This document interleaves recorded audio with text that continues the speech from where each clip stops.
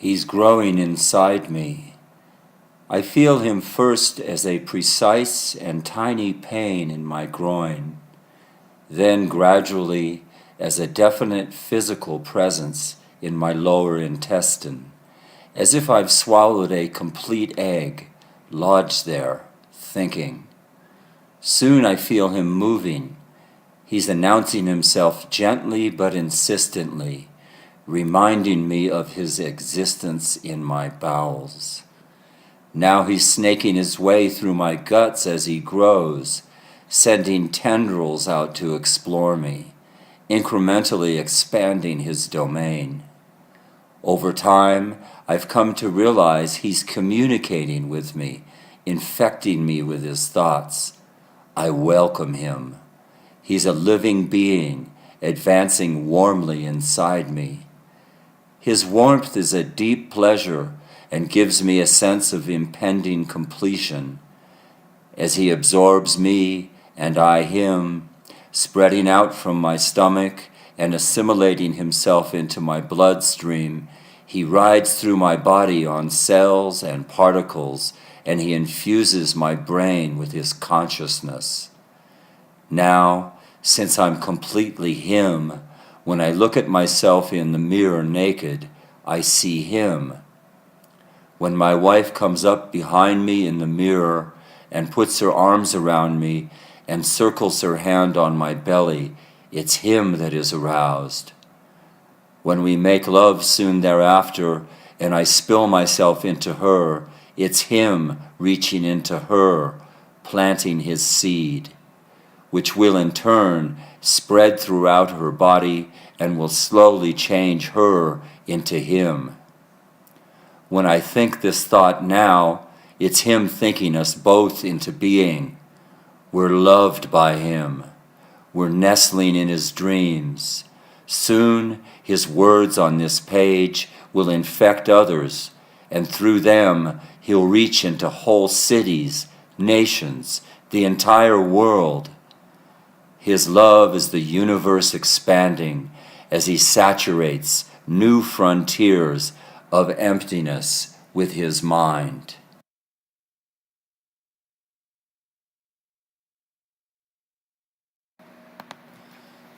I question if I should be ashamed, but then again I question everything now. I'm presuming that's the reason I was put here, to question and to be ashamed, though there's no evidence to lead me to that conclusion. I don't know how or why I got here, but I'm relatively certain that I am here and that they are looking in at me. Then again, in my circumstance, one begins to doubt the reality of everything, even the existence of their mind, even the doubting itself. My mind is the thought itself, and the question is the corrosive acid that has been poured into my skull.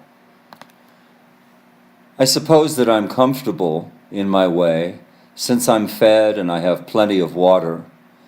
The fact that I'm compelled to suck both food and water from a tube in full unyielding view of my onlookers could be considered a source of humiliation, but I've long ago accepted abjection as a necessary state of mind if I'm ever going to successfully strip away superfluities and get to the essential truth, though it must be said that I have no idea what this truth is, and even if it's a good thing to seek out. But let's say that I am ashamed, and that my experience of this shame is the very reason that I'm here, and that I need to go deeply inside that shame and embrace it as the entire reason for my existence, as they watch me, naked, here on display in my vitrine.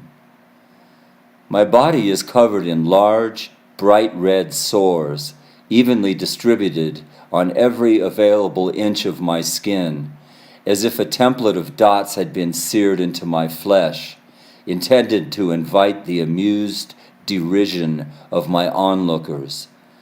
The pattern stands out in contrast against my white skin, clown-like, almost festive.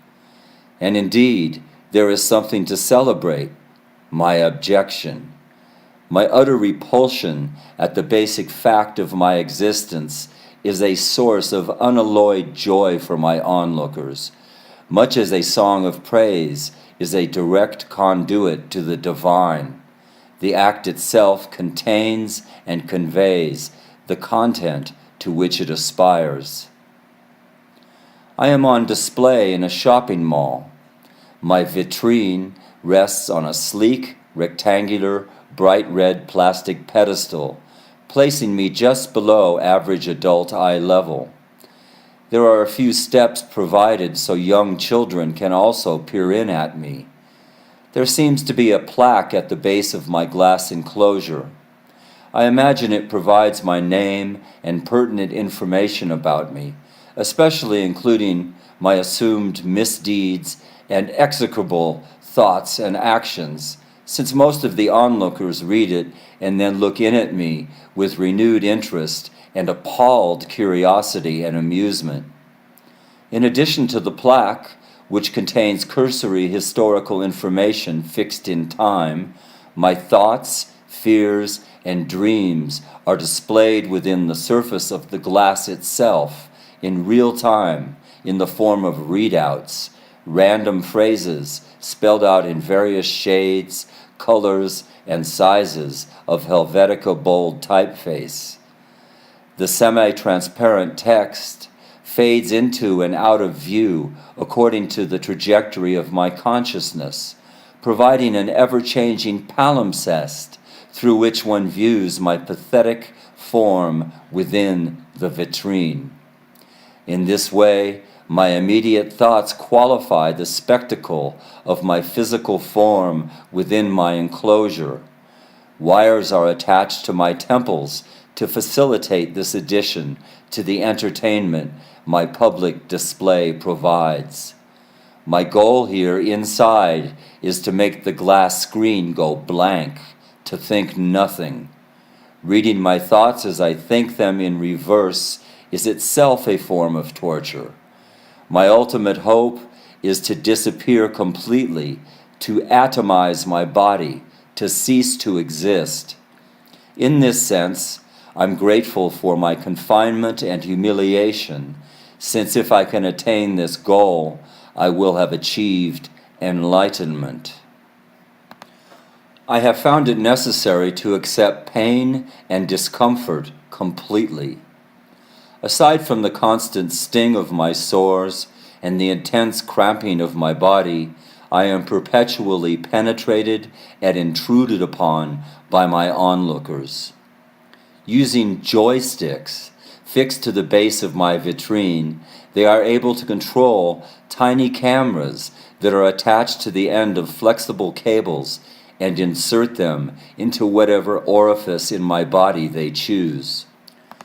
Since there are a few joysticks and cable apparatus provided, I sometimes find myself penetrated through multiple orifices at once, for instance through my nose, penis, and my anus simultaneously.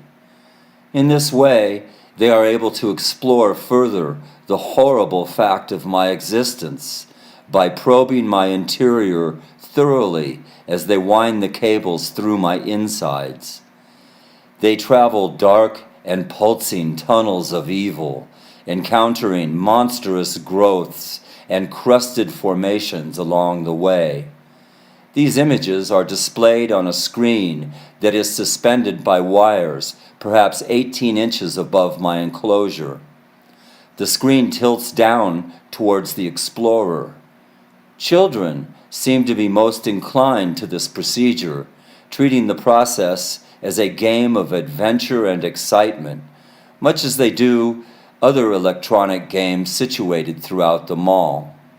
My pain and the relative extent of it, depending on the crudeness and force of their probe, seems to be its own reward. I note a marked increase and eruption in giggles and shouts when I happen to cry out in agony. Again, my goal in all this is to disappear, to accept the pain, and hopefully to disappear completely inside it.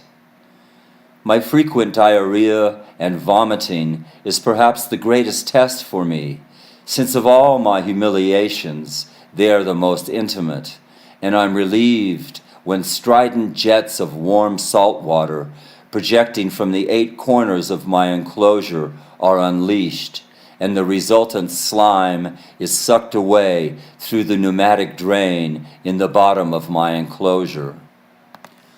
I note with some irony that my pathetic body and bared psyche are the only things nakedly human in the arid, fluorescent, and brightly colored environment of the shopping mall. Various logos and corporate brands emblazon every available surface of the concourses, grand staircases, and corridors, just as the same logos and brand insignias announce themselves on the brightly colored jogging suits and other assorted consumer uniforms of my onlookers. I am the only unbranded item in the mall, and in that I draw some small comfort. In my humble way, I am an individual of sorts, albeit one who is dissolving while on public display and whose only hope is oblivion.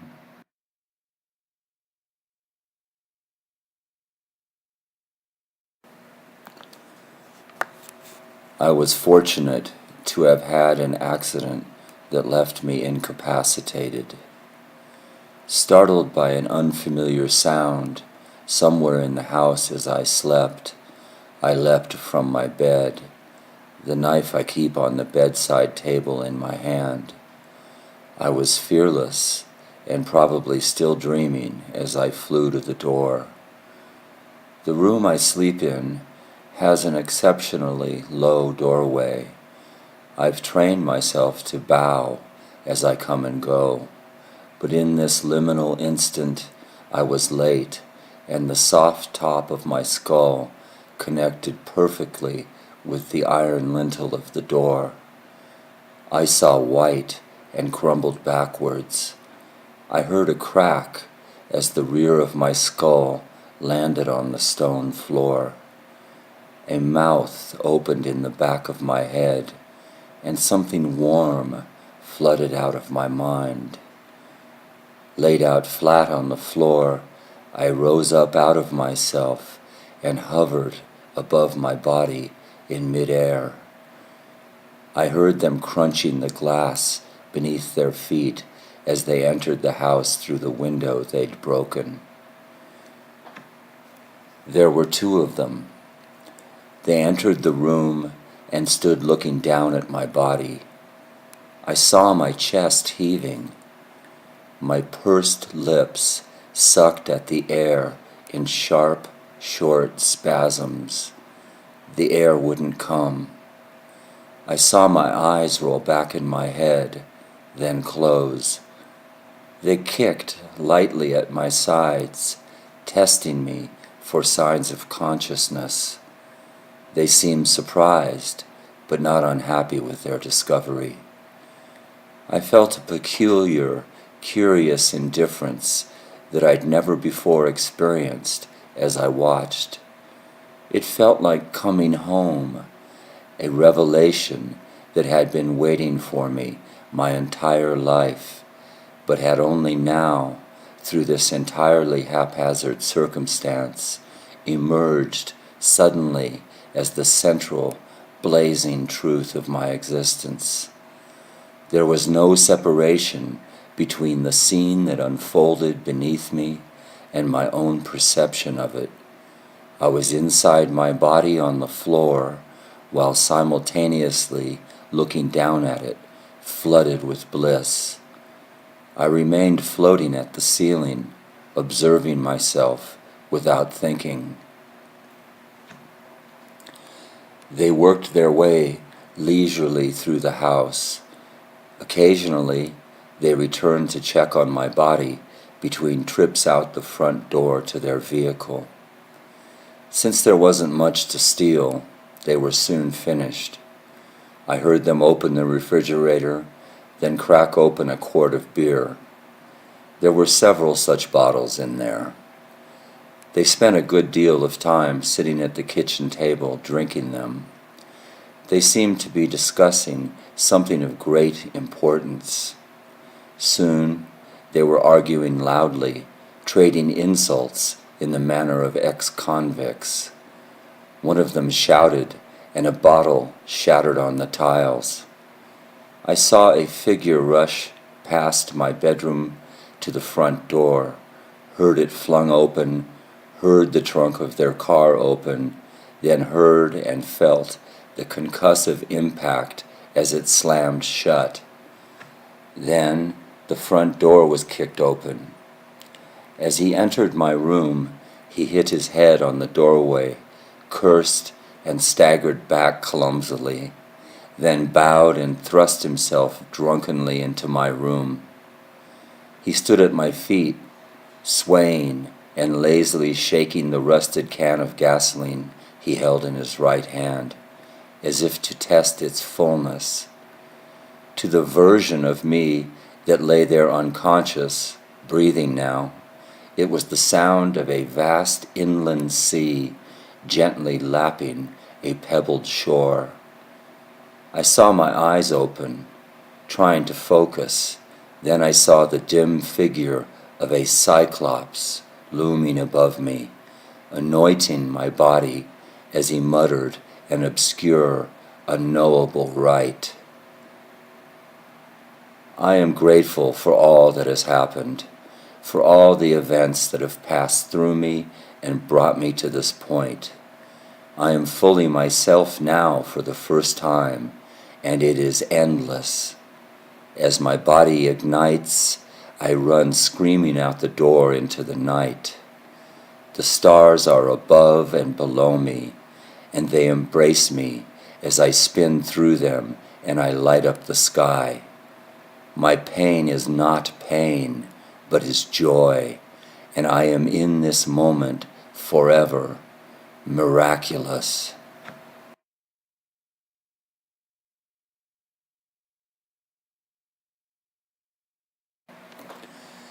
A succubus has come for me. I welcome her in my sleep. I very much want her to suffocate me. I want her tongue to wind down my throat. I want to taste the deadness of her breath, and I want it to fill my stomach. Lying on my back as she fucks me, my hands circle the sinuous ridges of her back and come away bloody.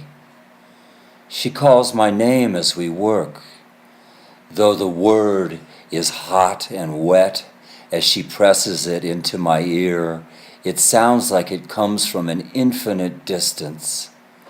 This word has traveled from some dead, utterly black region in space, somehow insinuated its way into her lifeless brain, then suffused my own mind with its poison, leaving me completely enslaved and irrevocably transformed. The word is fuck. My name is fuck.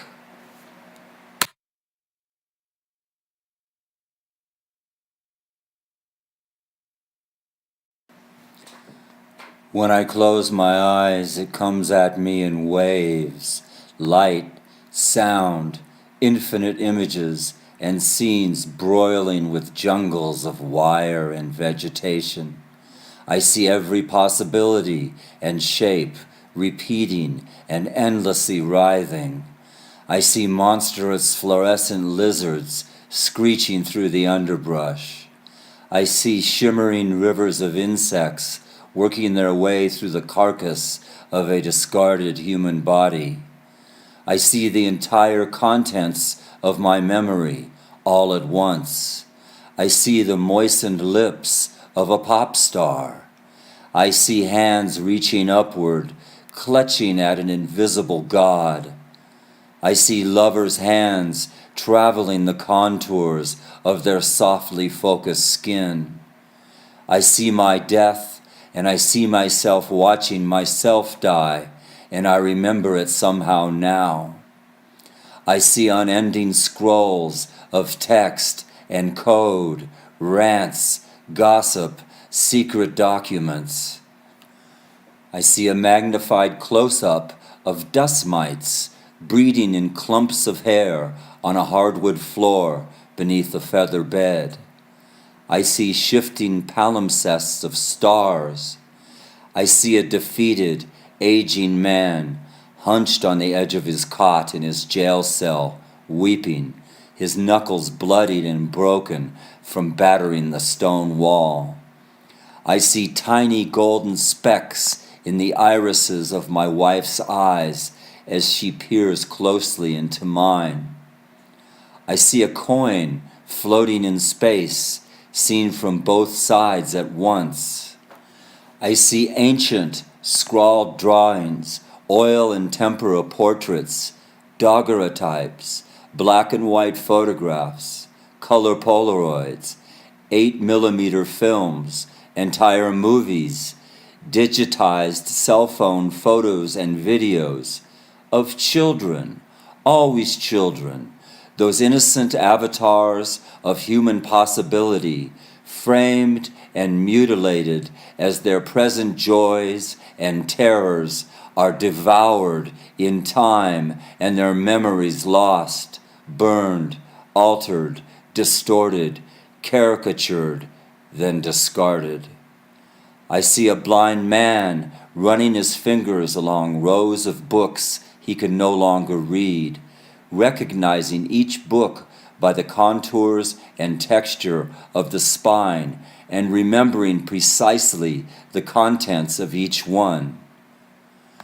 I see pointless dramas enacted, forgotten instantly, then remembered again, each iteration minutely different, and each with its own set of implications and responses, and each one eliciting a new emotion and subsequent behavior in a response that in turn triggers new behaviors and consequences, flickering, always flickering, breeding conflict, violence, love, new desires enacted or repressed or assimilated or sublimated, each nullifying the other until all that's left is this exact moment as wave after wave of light and sensation rush at me and through me. I see and feel every possible image all at once, every movement, every sound I create, every thought, every instance that has ever been or is now being conjectured or could ever conceivably be imagined simultaneously. I'm feeding myself back my own thoughts, my memories, and my instantaneous responses to what I'm feeding myself, to the extent that there is no distinction between any of it. I feel everything. I feel it now. I feel the knife go in. I feel the bite of the wind on my face as I stand on the mountain looking down at the burning hut in the valley. I feel the fire consuming straw. I feel the hunger of the fire. I feel molecules screaming. I feel the gentle exhalation of spent lovers. I taste their breath, and I'm in their lungs, and I am their lungs. I travel through their bodies, riding cells and particles through their blood. I'm all of it, and because I know everything, I know nothing.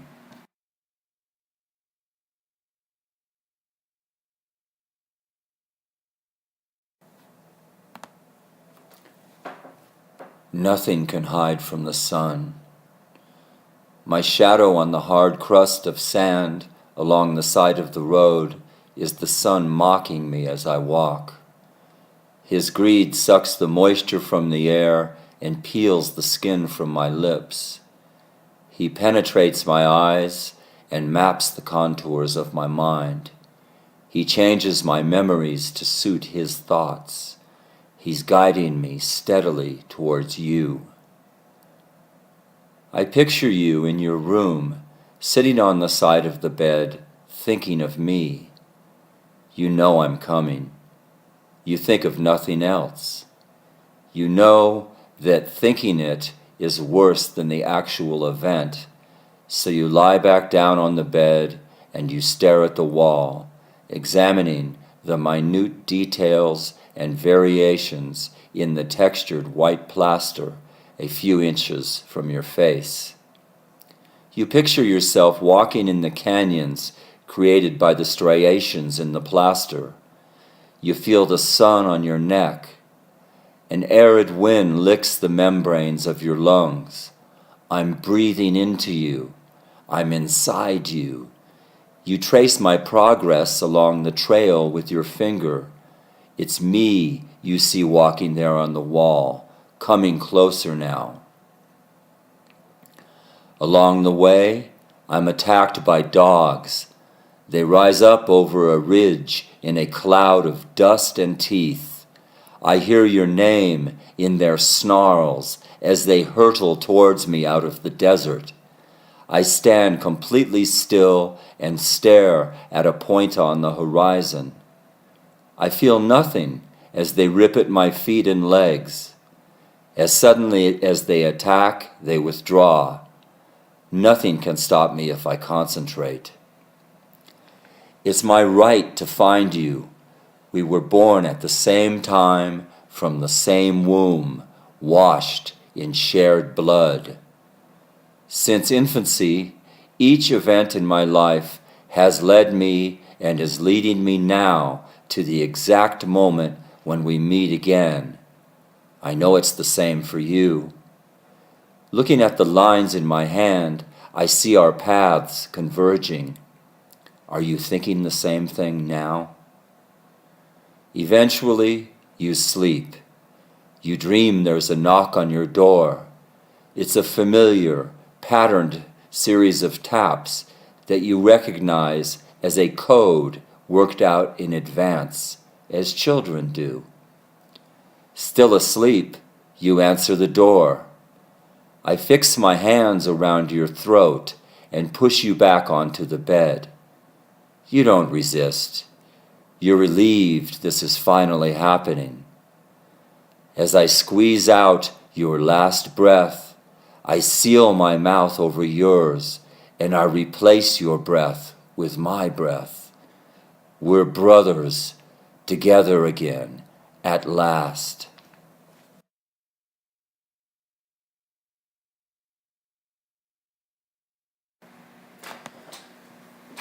I've been traveling so long now, I can't remember where I came from or what my destination is supposed to be. I'm just moving, always moving. My feet were once bloody, but they scabbed over numerous times, and now they're just dulled, club-like pods I can barely feel at the end of my legs.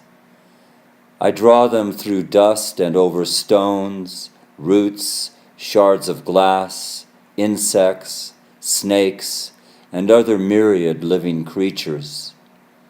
Soon, I suppose I'll be crawling amongst them. Finally, drunk with exhaustion, I'll collapse on my back in the sand, sentient food now offered up to be devoured. My mouth will open, and my last exhaled breath, which itself contains the same stars I see shifting and pulsing above me in the black, will rise up and mingle amongst them. I'm home, and I am safe. I see myself there now, an infinite lake of particles dancing with possibility.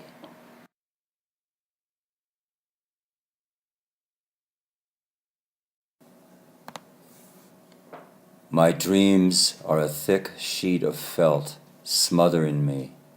I'm not blessed with images in my dreams. Dreams are the darkest, deadest place I can go. They nullify everything. I'm conscious while I'm dreaming, watching myself think nothing. I'm buried in silt at the bottom of a warm lake, struggling to think just one thought, anything, but nothing comes. I'm an embryo in God's fist, suffocating without being aware that I should be breathing. There's a buzzing sound, like wind, trying to get in through a crack in a window, persistent, growing, bringing with it a feeling of dread and an equal measure of approaching pleasure as it enters my dream. I find myself standing above my bed, looking down at where I've slept. There's an afterglow in the shape of my body, and within that shape there's a silver stain on the sheet, shining like a heart.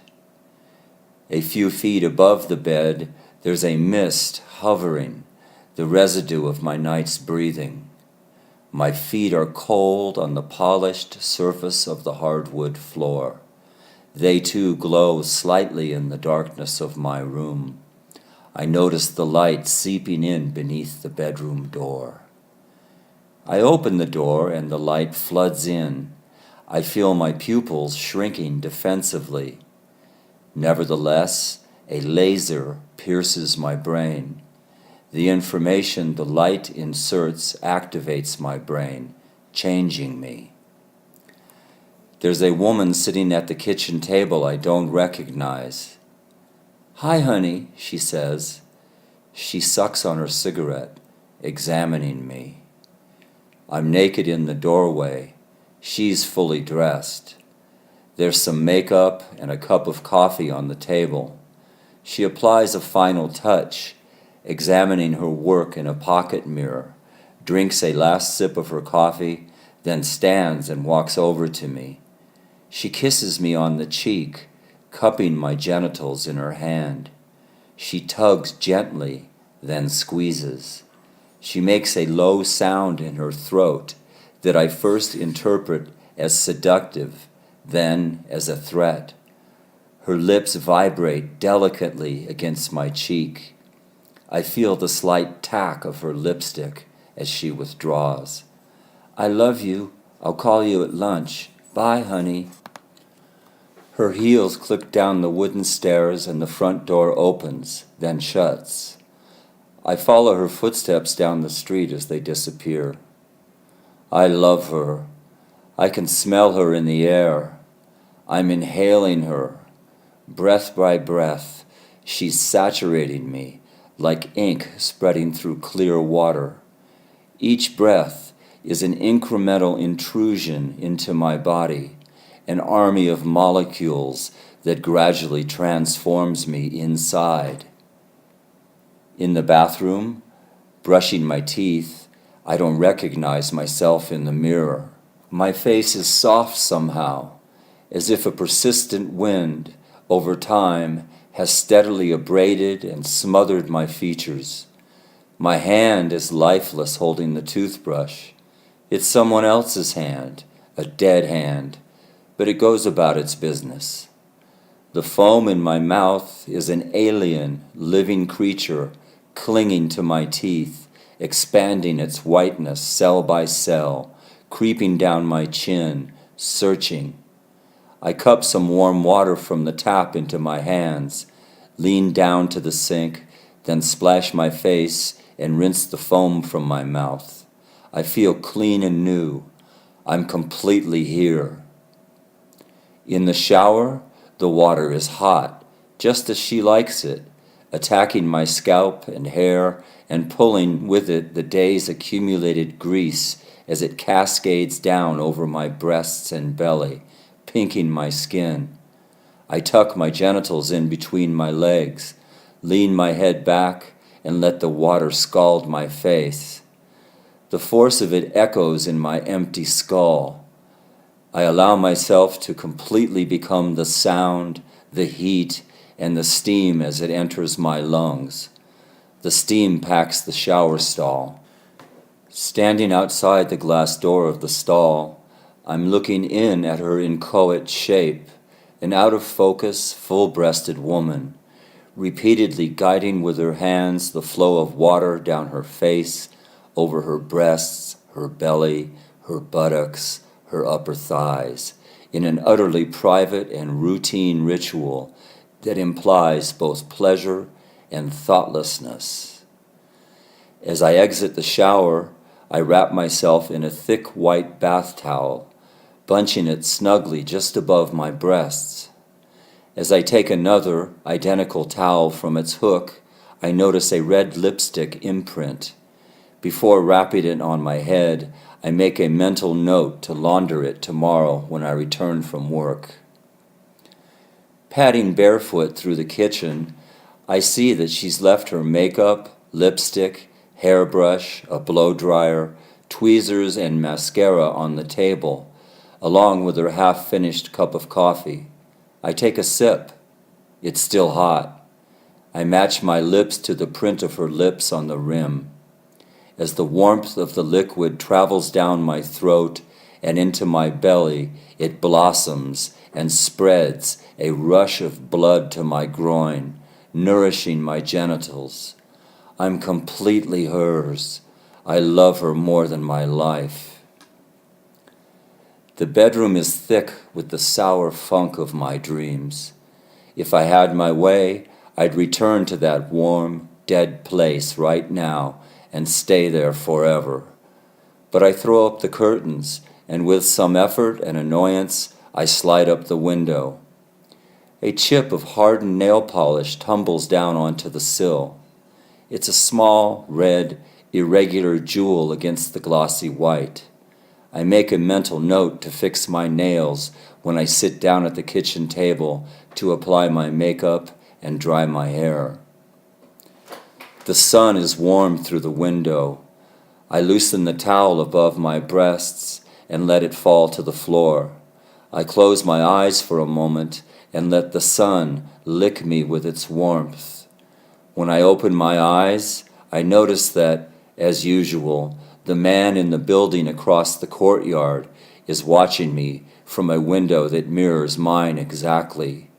He's smiling, acknowledging me. I look at him directly and frankly so he knows I see him. Then I ignore him and straighten up my room, getting ready for work. I throw my socks, my underwear, and her panties in the laundry basket, and I hang her nightgown in the closet. It's heavy with her sweat. I fluff the pillows on the bed, and while pulling up the top sheet and bedspread, I see he's left a semen stain on the sheet. It's dry and cracked. Poor man. He didn't need to do that. I'm always here for him. I pull up the sheets and bedding and throw everything into the laundry basket. I'll wash it all when I get home from work. Now, I'm at the kitchen table, thinking nothing. I have no idea how I got here, or who or what I am. I have no memory of the events that led to this moment. I'm out of my body, watching myself blow dry my hair. The hand that waves this device is not my hand. The sound of the dryer is the arid, swirling wind of the universe, spiraling mindlessly through oblivion. It grows steadily more intense. Now it's a whistle, then 1,000 whistles screaming, then a single precise needle that ignites the center of my brain. As I stand and turn from the table towards the stairs, there he is, leering, blocking my way, the man from the window across the courtyard. Without needing to think, as if I've prepared for this moment my entire life, I grab a knife from the rack on the wall. My hand and my arm are a machine that rifles the knife repeatedly into his belly as I watch the scene from her bedroom door.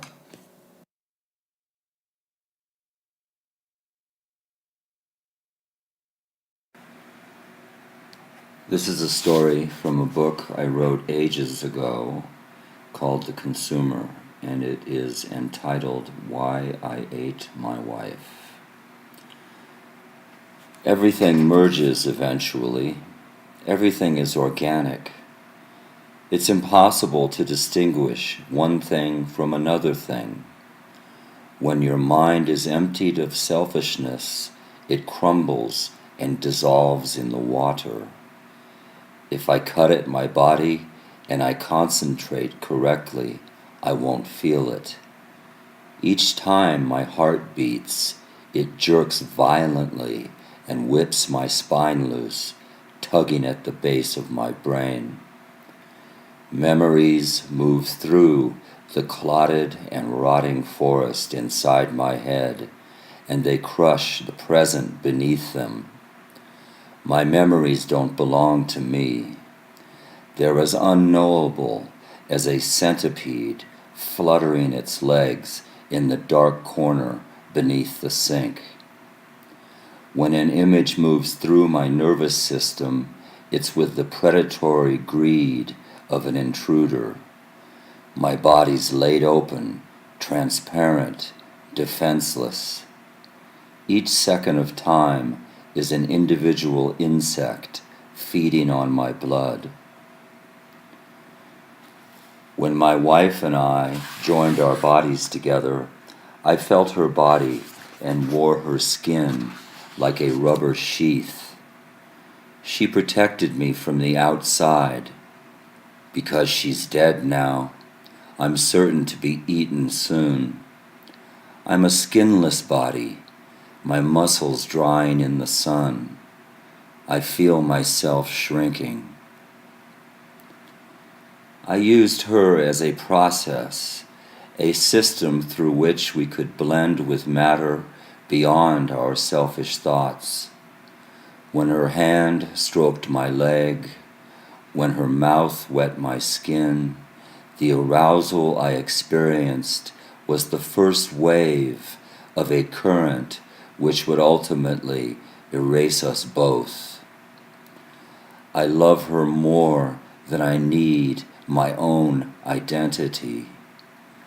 Though her body lies here on the table before me, I don't need to open my eyes to see it in detail, to feel it physically saturate my senses. Love allows microbes and viruses to pass through my body without resistance. In loving her, I lose the will to live. If I eat her body now, I'll take her back into myself. But with each mouthful I swallow, I'll remove a commensurate amount of myself. Her fragrance lifts up, shimmering above her in a mist, and flavors the air with honey. Her breasts have now begun to slide down the hill of her ribs, rotting, no longer firm with arrogance or inflated with the promise of fertility. The nipples I once took into my mouth and sucked and chewed stand straight as if in defiance against the retreat of the body of her breast down her side. Gravity is pulling her down into itself like quicksand. Her belly is shifting, emitting obscure demonic incantations from inside its depths as it breathes gas while decomposing. Looking down at her open mouth, I can still remember the taste, the slightly caramel flavor of her saliva, and the feel of the rubbery resistance of her tongue slipping into my mouth, circling across my teeth, wrapping itself around my tongue. But now, an open cave in her face displays the dead, thick leather tongue like the cadaver of a beached sea mammal, crawled into the dark space of her mouth to hide from the sun and the swarming flies. Her lips, which were once a rare fruit I sucked for juice, are now shriveled and cracked like a dried apricot. Her eyes stare back up at me, searing my face with corrosive acid. My tears drain slowly down the corners of my eyes, thick as mineral oil. 7 days ago, she stood secretly in the doorway of our bedroom, watching me, curled in the bed reading, unaware of her presence, until she had silently approached and breathed warm breath against the back of my neck. Now, her flesh lies here, devoid of gesture or empathy, reduced down to a process, like yeast reacting to water.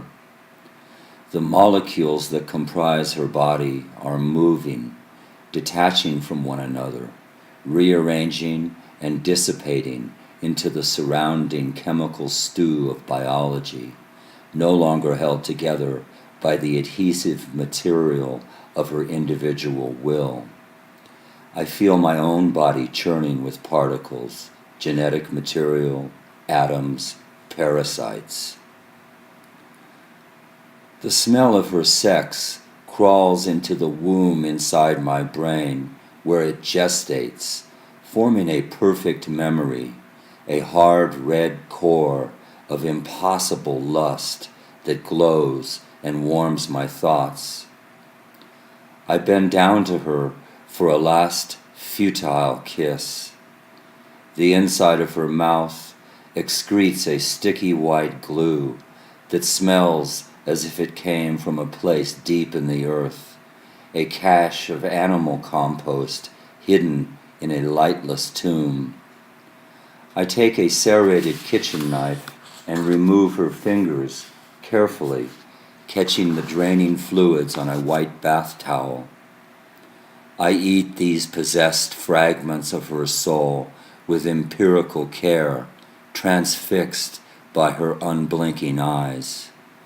I'm intoxicated with the finality of her memory and the transmission of her taste, odor, and the texture into my mind and body. As weeks pass, each day brings the ingestion of another piece of her essence. As the substance of her being enters me, I'm transformed into an entity beyond myself, and beyond her too. This evolution is just the first step in my own slow decomposition, as I blend with the infinite organisms that will in turn feed on me, ultimately mixing me with the atmosphere.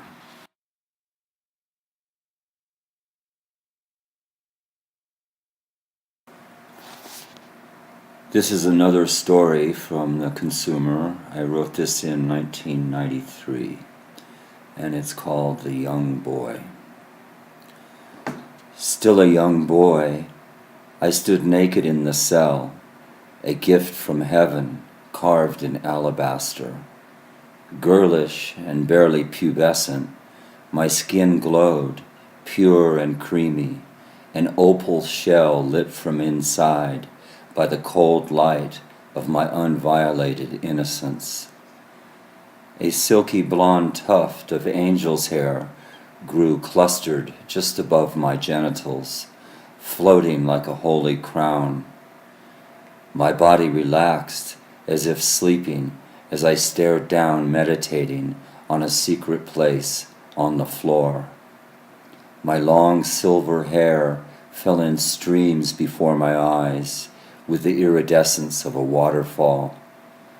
Tears gathered at my feet, drawn together like mercury in a small mirrored pool on the oily black surface of the concrete. A single pale blue eye stared back up at me from the pool. Hypnotized by the eye, my body swayed in the moonlight that entered through the small barred rectangle in the steel door. Outside, the moon rose above the black wooded hills and flooded the courtyard of the prison. Arms dangled limply through the openings in the cell doors that surrounded the courtyard. Fingers gathered in the light, as if it were a clear, liquid narcotic. I imagined that after being drawn into their cells, this intoxicant was drunk furtively from cupped palms, the prisoners squatting in a dark corner as they sipped. The prisoners in my cell watched me from their beds, the rough wool blankets pulled up to their chins. The blankets were ripe with years of sweat, musk, and oils, the smell sealed in with the weekly blizzard of DDT the guards inflicted on our stripped bodies, our clothing, our personal effects, and our bedding. Across the courtyard, a prisoner was being tortured. According to standard practice, his wrists had been tied to his ankles and a pole had been slid in beneath this knot. Lifted in the air by a guard on either side of the pole, his body was spun as he was beaten with a club. In between times, when the guards tired of spinning him, the soles of his feet were burned with cigarettes. The screams, as with most of the new prisoners, were muffled and resigned, subdued, to demonstrate total compliance. The screams were almost never expressive, rarely more than what seemed a cursory acknowledgement of the personal subjugation of the process. It was a ritual that was best endured passively, an initiation into the mute boredom and coming regimentation of institutionalized life. When they'd finished their work on the victim, I watched as the guards ambled across the courtyard, the moon casting long, gesturing black shadows behind them on the white stones.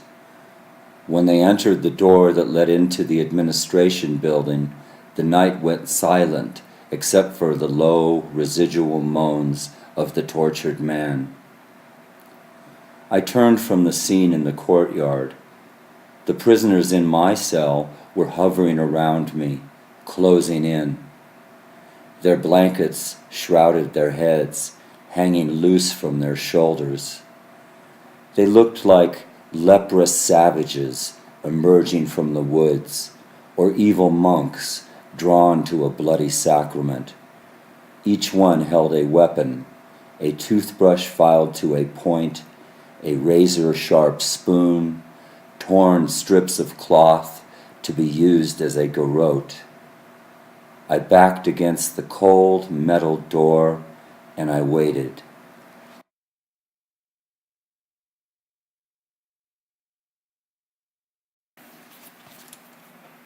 Hidden by distance, the darkness behind the stars reached an impenetrable black density. Light, thought, and possibility were sucked helplessly into the inhaling mouth of the dead hole. Inside the hole was the center of the heart of the opposite of space. The future and the past were nullified, backwards and forwards. History rewound, snubbed out before it began.